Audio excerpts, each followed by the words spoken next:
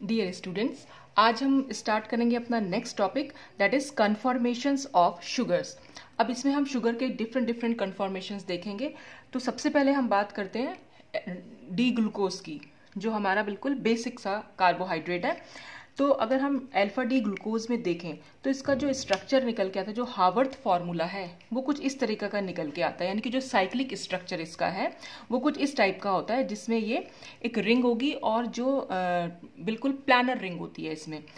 तो अगर हम इस प्लानर रिंग को चेयर कन्फॉर्मेशन में चेंज करें तो हम इसी फॉर्म को कुछ इस तरीके से लिख सकते हैं। तो यहाँ पर अगर हम इसको देख रहे हैं तो यहाँ जैसा बिल्कुल स्ट्रक्चर ये है बिल्कुल वही है, बस इन दोनों में डिफरेंस इतना है कि ये एक प्लानर कन्फॉर्मेशन है और ये चेयर कन्फॉर्मेशन, यानी कि पकर्ड फॉर्म है ये। तो बिल्कुल एज इट इज जैसा यहाँ पर लिखा है सेम हमने वही करना है कि अगर हम यहाँ से स्टार्ट करें नंबर 1 कार्बन से, तो नंबर 1 कार्बन पर H ऊपर है और OH नीचे है। तो जो साइक्लोहेक्सेन टाइप रिंग होती हैं उनमें ऊपर वाला नीचे वाला अगर कार्बन है तो हमेशा जो नीचे की साइड बॉन्ड बनेगा वो हमेशा एक्सियल बनता है और जो ऊपर की साइड बॉन्ड बनेगा वो हमेशा इक्वेटोरियल बनेगा। तो इसमें क्योंकि ऊपर हाइड्रोजन है तो हमने ऊपर हाइड्रोजन जोड़ी और नीचे OH जोड़ा। और ऐसे ही हर जगह हमें सिर्फ यही करना है कि ऊपर वाले कार्बन पर हमेशा ऊपर की साइड एक्सियल बॉन्ड बनाना है और नीचे की साइड जो है इक्वेटोरियल, और जो नीचे वाला कार्बन है उसमें नीचे की साइड एक्सियल बॉन्ड बनाना है और ऊपर की साइड इक्वेटोरियल। और बाकी जैसे सब्स्टिट्यूएंट जो ऊपर दे रखे हैं वो ऊपर लिखने हैं, जो नीचे दे रखे हैं वो नीचे लिखने हैं। तो इस तरह से हम इसका कन्फॉर्मेशन जो है वो बना सकते हैं। तो ये जो स्ट्रक्चर बना ये बना अल्फा डी प्लस ग्लूकोपायरानोज। या तो आप इसको इस तरह से लिख दीजिए या आप इसको खाली अल्फा डी ग्लूकोज भी लिख देंगे तो भी सही होगा। यहाँ पर हमने ग्लूकोपायरानोज क्यों लिखा है, वो इसलिए कि जो बेसिक स्ट्रक्चर है इसका साइक्लोहेक्सेन टाइप जो हमने बनाया है वो कुछ इस तरीके से बनाया है हमने। ये यहाँ पर एक ऑक्सीजन है और अगर ये ऑक्सीजन है तो जो ये वाला स्ट्रक्चर होता है ये होता है टेट्राहाइड्रोपायरन का। इसको हम बोलते हैं, ये एक हेट्रोसाइक्लिक कंपाउंड है और ये होता है टेट्राहाइड्रोपायरन। तो क्योंकि यहाँ ये पायरन से लिया गया है तो यहाँ पर इसीलिए हमने ग्लूको और ओज, ग्लूकोज के बीच में बस पायरन वर्ड को जोड़ दिया है। तो ये ग्लूकोपायरानोज भी हम इसको बोल सकते हैं या आप खाली अल्फा डी ग्लूकोज भी लिख सकते हैं इसको। तो ये तो बन गया अल्फा डी ग्लूकोज का स्ट्रक्चर। और जो बीटा डी ग्लूकोज होता है इसमें और इसमें सिर्फ इतना सा डिफरेंस है कि बाकी सारे स्ट्रक्चर, सिर्फ जो ये वाली कार्बन है इस कार्बन को हम बोल देते हैं एनोमेरिक कार्बन। अभी मैं बताऊंगी आपको कि एनोमेरिक कार्बन से क्या मतलब है। तो जो नंबर 1 कार्बन होती है वो होती है एनोमेरिक कार्बन। तो जब भी दो स्ट्रक्चर्स जो हैं, ये दोनों डिफरेंट स्ट्रक्चर्स हैं, दोनों स्ट्रक्चर्स जब भी कभी एनोमेरिक कार्बन पर कॉन्फ़िगरेशन डिफरेंट रखते हैं, मतलब कि इस कार्बन पर अगर आप देखें तो इसमें H ऊपर है और OH नीचे है, और यहाँ पर अगर आप देखें तो OH ऊपर है और H नीचे है। तो एनोमेरिक कार्बन पर जब कॉन्फ़िगरेशन डिफरेंट होता है जिन भी दो स्ट्रक्चर्स का, वो आपस में एनोमर्स कहलाते हैं, क्योंकि ये एनोमेरिक कार्बन पर उनका कॉन्फ़िगरेशन डिफरेंट हुआ। तो ये हमारा कहलाता है अल्फा एनोमर और ये हमारा कहलाता है बीटा एनोमर। तो इस स्ट्रक्चर को आपको ऐसे याद करने की जरूरत नहीं, बहुत इजी स्ट्रक्चर है इसका। कि आपने क्या करना है, सिर्फ ये जो बेसिक स्ट्रक्चर हमने सबसे पहले आपने टेट्राहाइड्रोपायरन बना लिया। टेट्राहाइड्रोपायरन बनाने के बाद आपने सिर्फ इतना करना है, जो नीचे वाला कार्बन है उस पर नीचे की साइड एक बॉन्ड, एक्सियल बॉन्ड बनाना है और ऊपर की साइड आपने इक्वेटोरियल बना दिया। इसमें ऊपर एक्सियल बॉन्ड बनेगा और नीचे की साइड इक्वेटोरियल बनेगा। फिर इसमें क्या होगा, यहाँ पर क्या हो जाएगा, क्योंकि ये कार्बन नीचे आ रहा है तो नीचे की साइड एक्सियल बनेगा और ये इक्वेटोरियल बनेगा। ये ऊपर जा रहा है तो ऊपर एक्सियल बनेगा, नीचे इक्वेटोरियल बनेगा। यहाँ नीचे एक्सियल बनेगा और ऊपर की साइड इक्वेटोरियल बनेगा। अब आपने क्या करना है, बीटा डी ग्लूकोज में क्या होता है कि जितने भी OH ग्रुप होते हैं वो सारे के सारे इक्वेटोरियल पोजीशन पर होते हैं। तो बहुत आसान है याद रखना, बस आपने यहाँ OH जो भी इक्वेटोरियल पोजीशन है बस आपने वहां पर OH जोड़ देना है, ये OH। और जो ये वाली कार्बन थी यहाँ पर आ जाएगा ये CH2OH और बाकी सारे H हो जाएंगे। तो ये हमारा स्ट्रक्चर बन गया बीटा डी ग्लूकोज का। तो जितने भी OH हैं और CH2OH जो है वो सब के सब जो होते हैं वो इक्वेटोरियल पोजीशन पर होते हैं। और नंबरिंग हम यहाँ से करते हैं इसकी, जो ऑक्सीजन से नेक्स्ट वाला कार्बन है 1, ये 2, ये 3, ये 4, ये 5 और 6। तो देखिए बिल्कुल स्ट्रक्चर जो है हमारा ऐसे ही बन के आया है। तो 1 नंबर पे जो OH है वो भी हमारा इक्वेटोरियल है, 2 नंबर वाला भी OH इक्वेटोरियल, 3rd पे भी इक्वेटोरियल, 4th भी इक्वेटोरियल, 5th पे जो CH2OH है वो भी इक्वेटोरियल है। तो जब हम एक बार बीटा डी ग्लूकोज बना ले तो उससे अल्फा डी ग्लूकोज बनाना बहुत ईजी है। अल्फा और बीटा में सिर्फ यही डिफरेंस है कि यहाँ पर OH जो होता है अल्फा में वो एक्सियल पोजीशन पर होता है और यहाँ पर वो इक्वेटोरियल पोजीशन पर होता है। तो अब हम बात कर रहे थे कि एनोमेरिक कार्बन क्या होती है। देखिए जब हम ओपन चेन स्ट्रक्चर से ग्लूकोज का जो ओपन चेन स्ट्रक्चर होता है, ग्लूकोज का ओपन चेन स्ट्रक्चर अगर मैं बनाऊं तो कुछ इस तरीके से होता है।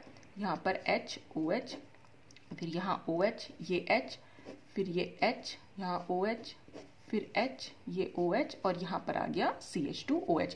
तो ये नंबर 1 कार्बन हुई, नंबर 2, नंबर 3, 4, 5 और ये हो गई 6 कार्बन।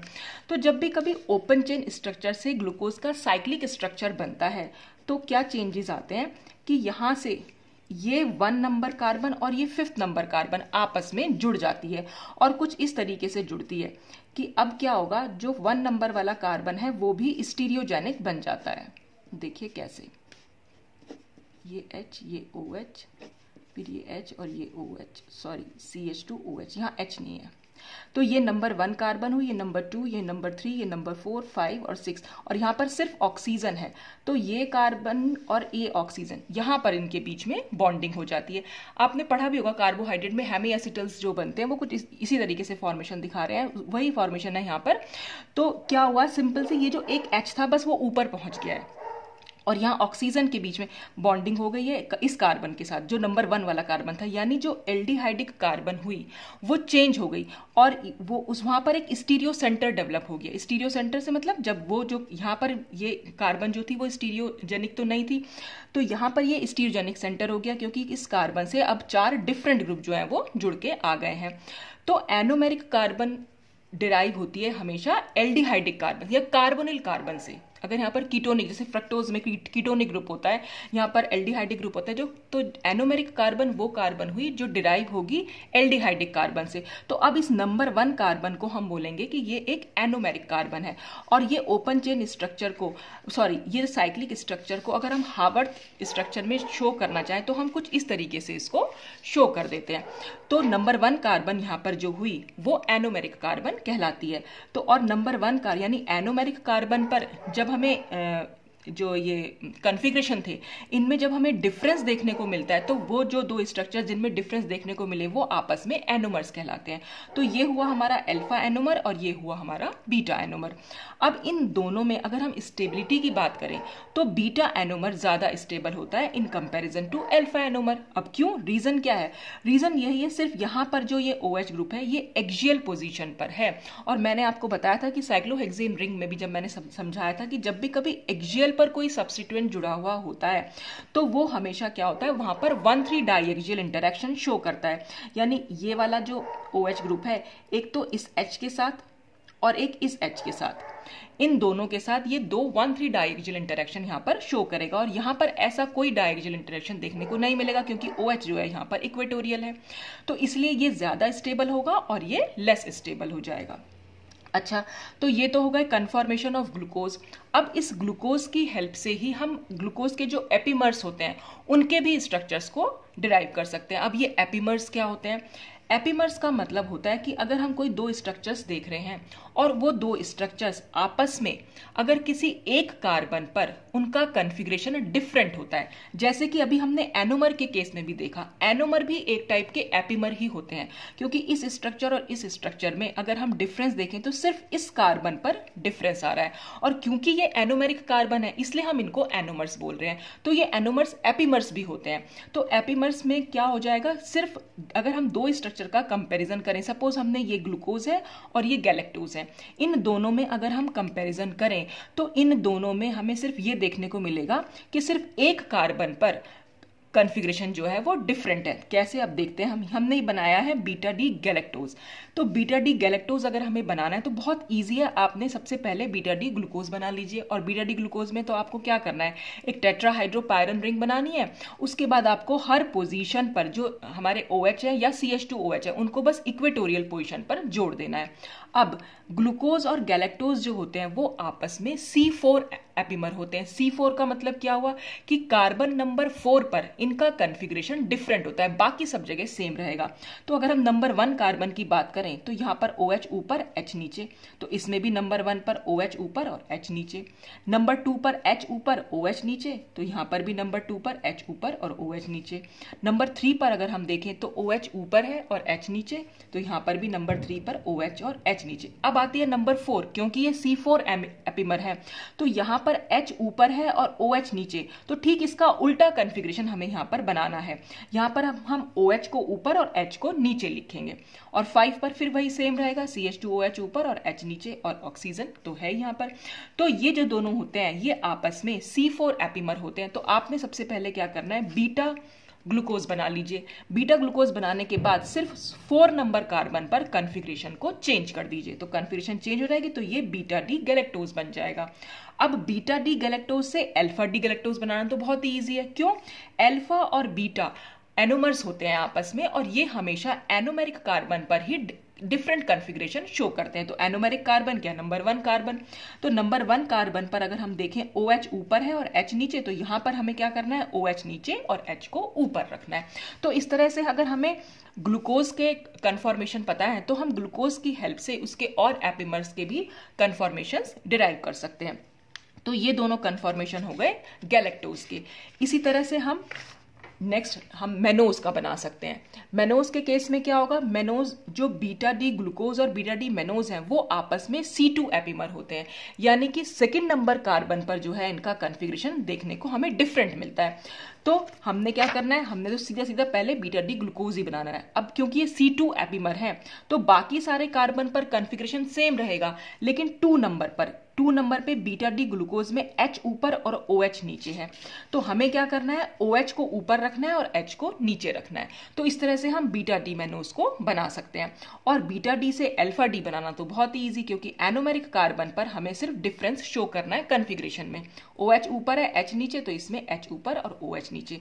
तो इस तरह से हम बीटा डी मेनोज के भी जो है स्ट्रक्चर को डिराइव कर सकते हैं with the help of glucose. तो ये डिफरेंट कन्फॉर्मेशन थे डिफरेंट शुगर्स के। अब हम इसी में एक टॉपिक डिस्कस कर लेंगे, एनोमेरिक इफेक्ट। अब ये एनोमेरिक इफेक्ट होता क्या है, देखिए अगर हम सिंपल साइक्लोहेक्सेन की बात करें तो जब सिंपल साइक्लोहेक्सेन की बात करते हैं तो अगर हम उसमें 1 सब्स्टिट्यूशन यानी कि मोनो सब्स्टिट्यूटेड साइक्लोहेक्सेन की बात करें तो मैंने आपको समझाया था मोनो सब्स्टिट्यूशन में कि जो भी सब्स्टिट्यूएंट होगा या तो वो एक्सियल पोजीशन पर आएगा या फिर वो इक्वेटोरियल पोजीशन पर आएगा, और इन दोनों ही पोजीशन में जो इक्वेटोरियल पोजीशन होती है या इक्वेटोरियल जो आइसोमर होगा वो ज़्यादा स्टेबल होता है in comparison to axial conformer. ऐसा क्यों होता है, क्योंकि यहाँ पर हमें फिर से वही डाई एक्सियल इंटरेक्शन देखने को मिलेगा। ये जो OMe है ये इस H के साथ और ये इस H के साथ जो है वो 1,3 डाई एक्सियल इंटरेक्शन शो करता है। तो यहाँ पर रिपल्शन होता है, तो रिपल्शन की वजह से एनर्जी जो है वो इंक्रीज कर जाती है मॉलिक्यूल की, और स्टेबिलिटी जो है वो कम हो जाती है। जबकि यहाँ पर ये इक्वेटोरियल पोजीशन पर है सब्स्टिट्यूएंट, तो इसलिए यहाँ पर ऐसा कोई इंटरेक्शन देखने को नहीं मिलता। तो यहाँ पर हम कह सकते हैं कि जो इक्वेटोरियल कन्फॉर्मर होगा वो ज़्यादा स्टेबल होता है।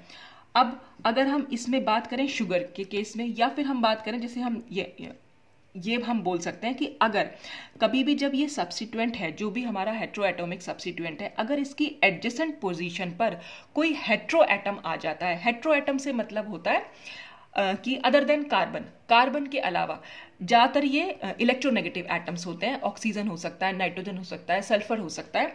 तो अगर यहाँ पर हमने जब नेक्स्ट अगर हम एग्जाम्पल देखें तो यहाँ पर क्या हुआ, इस सब्स्टिट्यूएंट जो हमारा हेट्रोएटॉमिक सब्स्टिट्यूएंट था इससे नेक्स्ट पोजीशन पर हमने ऑक्सीजन को लगाया, तो ये एक हेट्रोएटम है। तो जब भी कभी इस तरीके की पोजीशन होगी तो वहाँ पर क्या होता है कि जो एक्सियल सब्स्टिट्यूएंट वाला कन्फॉर्मर होगा वो ज़्यादा स्टेबल होता है इन कंपैरिजन टू जो इक्वेटोरियल वाला सब्स्टिट्यूएंट होगा। यानी इस वाले कन्फॉर्मर के कंपैरिजन में ये वाला कन्फॉर्मर जो है वो ज़्यादा स्टेबल माना जाता है। अब इसी को हम बोल देते हैं एनोमेरिक इफेक्ट। तो अगर हम इसकी प्रॉपर डेफिनेशन में जाएंगे तो ये डेफिनेशन के अकॉर्डिंग हम कह सकते हैं कि anomeric effect describes the tendency of heteroatomic substituents adjacent to a heteroatom within a cyclohexane ring to prefer the axial orientation instead of the less hindered equatorial orientation. तो वही बात जो मैंने आपको समझाई वो हम यहाँ पर डिस्क्राइब कर सकते हैं कि एनोमेरिक इफेक्ट में के अकॉर्डिंग जो एक्सियल सब्स्टिट्यूएंट होता है, और कब वो एक्सियल सब्स्टिट्यूएंट ज़्यादा स्टेबल माना जाएगा, जब उस सब्स्टिट्यूएंट के ठीक एडजेसेंट पोजीशन पर कोई हेट्रो एटम प्रेजेंट होगा। तो फिर ऐसा होता क्यों है भाई, यहाँ पर हमारा तो जो है एक्सियल वाला जो है लेस स्टेबल था, और इस केस में हमारा एक्सियल वाला जो है वो ज्यादा स्टेबल है। तो इसका रीजन क्या है? तो यहाँ पर जो है दो फैक्टर्स जो है वो काम करते हैं। अब वो दो फैक्टर्स क्या है? उसमें सबसे पहले आता है स्टेबलाइजिंग इंटरेक्शन। अब ये स्टेबलाइजिंग इंटरेक्शन क्या है? देखिए, हमने क्या करा, ये ऑक्सीजन थी और ऑक्सीजन से जो यहाँ पर नेक्स्ट कार्बन था उससे हमने एक एक्सियल सब्स्टिट्यूएंट जोड़ दिया जो हेट्रोएटॉमिक है, OMe हमने ले रखा है यहाँ पर। तो ऑक्सीजन के पास दो लोन पेयर तो होते हैं, ये आपको पता ही होगा। तो ये जो दो लोन पेयर हैं इनमें से एक होता है एक्सियल पोजीशन पर और दूसरा होता है इक्वेटोरियल पोजीशन पर, ठीक है।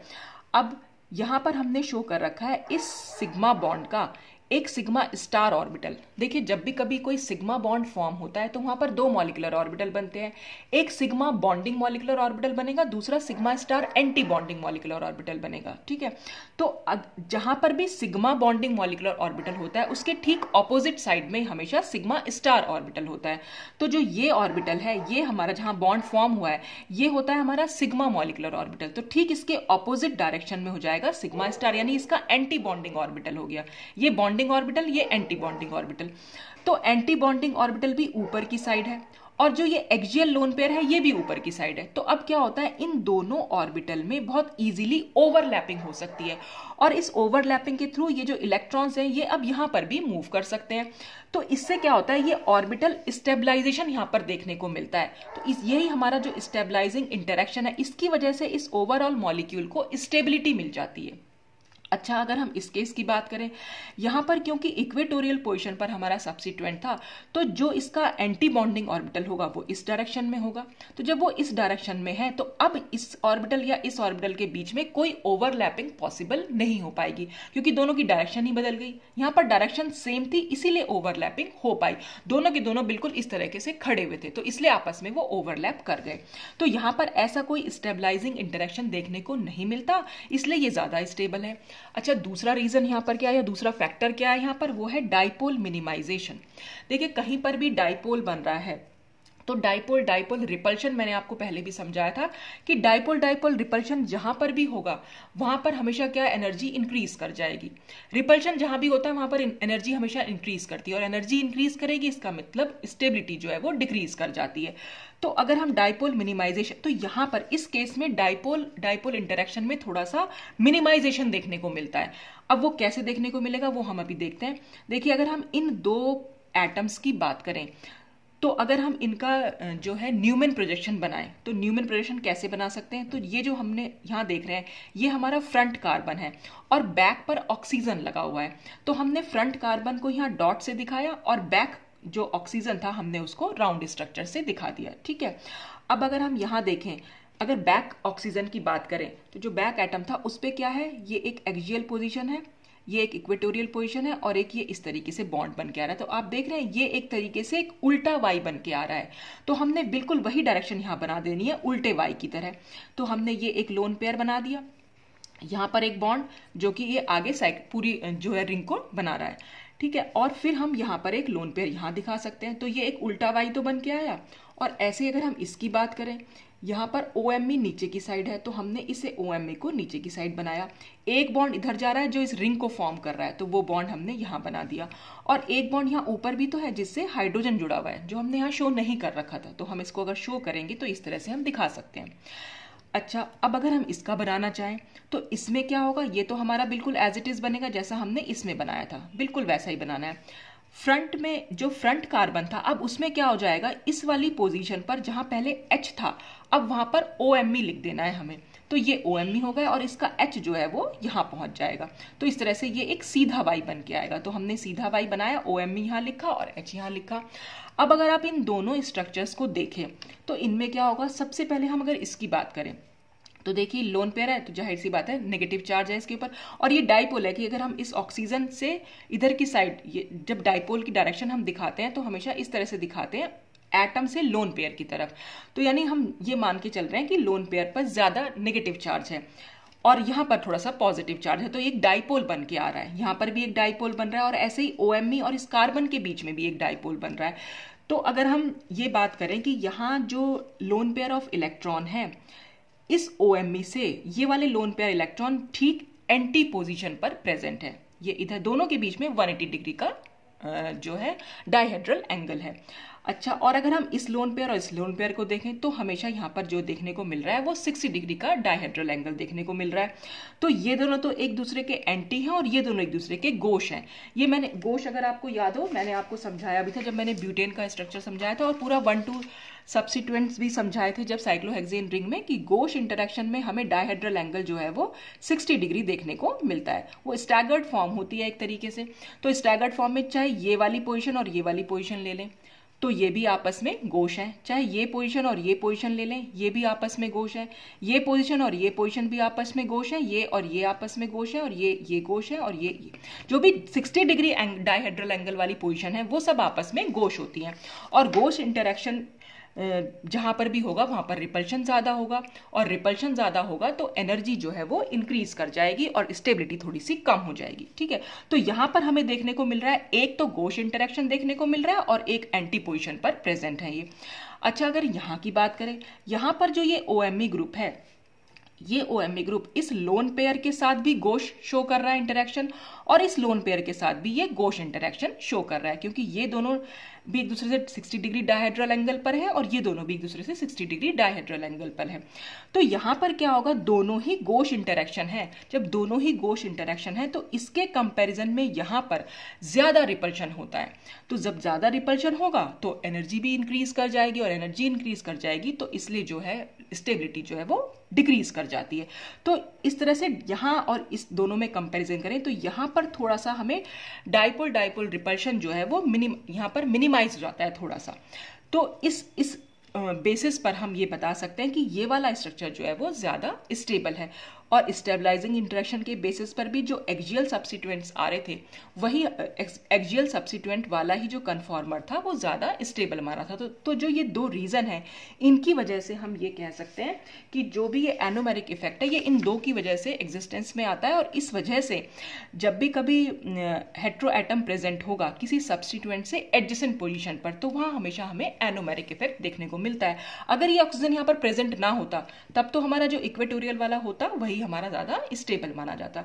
तो ये था पूरा एनोमेरिक इफेक्ट, और ये कन्फॉर्मेशन ऑफ शुगर्स जो थे यहाँ पर खत्म होते हैं। तो आज के लिए तो बस इतना ही, कल हम कुछ और टॉपिक्स के साथ मिलेंगे। Thanks for watching.